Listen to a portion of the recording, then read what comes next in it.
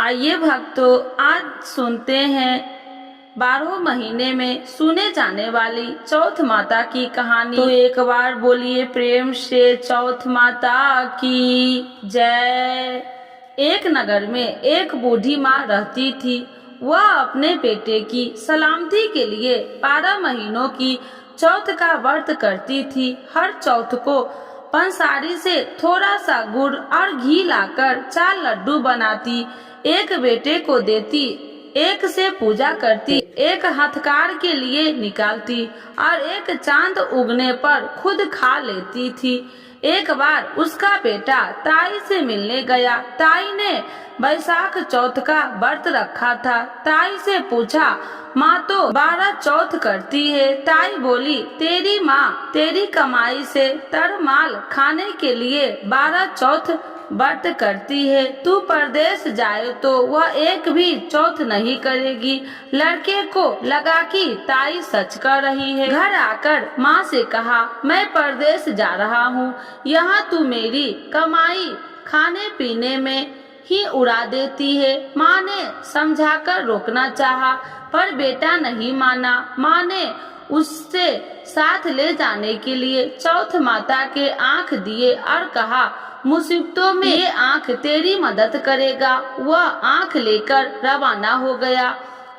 घूमते हुए एक नगर में पहुंचा। उसने देखा एक बूढ़ी माँ रोती जा रही थी और पुआ बनाते जा रही थी। उसने कारण पूछा तो बूढ़ी माँ ने कहा, बेटा इस नगर की पहाड़ी पर एक दैत्य रहता है।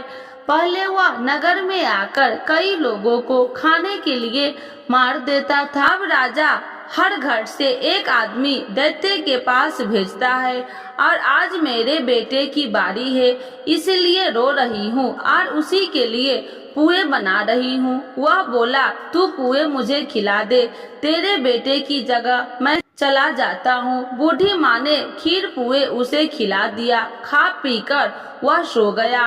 रात को राजा के सैनिक आए तो बूढ़ी माँ ने उसे भेज दिया। दैत्य के सामने पहुँचने पर उसने चौथ माता के आँख दैत्य की तरफ फेंक कर कहा, हे चौथ माता, यदि मेरी माँ मेरी सलामती के लिए व्रत करती है तो दैत्य का सिर कटकर गिर जाए। तुरंत दैत्य का सिर कट गया।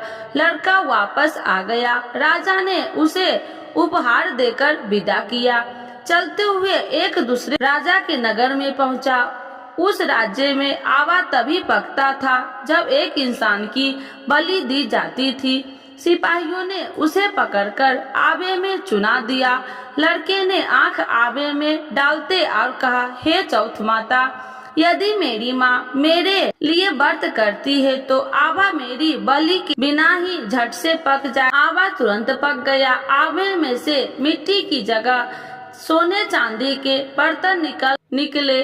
अंदर से लड़का बोला, बर्तन धीरे धीरे निकालना, मुझे लग नहीं जाए। राजा ने उसे निकलवाया और पूछा, इस आवे से तुम बच कैसे गए? लड़के ने बताया कि उसकी माँ चौथ माता का व्रत करती है, व्रत के कारण ही वह बच पाया।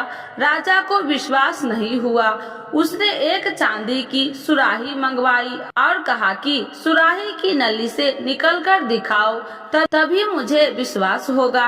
लड़के ने चौथ माता को याद करके आँख सुराही में डाले और कहा, मैं भबरा बनूं, सुराही से निकलूं। लड़का भबरा बनकर सुराही से निकल गया। राजा में खुश होकर राजकुमारी की शादी लड़के के साथ करवाई और सभी लोगों को चौथ माता का व्रत करने को कहा। उसे माँ की याद आई। उसने राजा के पास जाकर खुद के नगर जाने की इच्छा जाहिर की।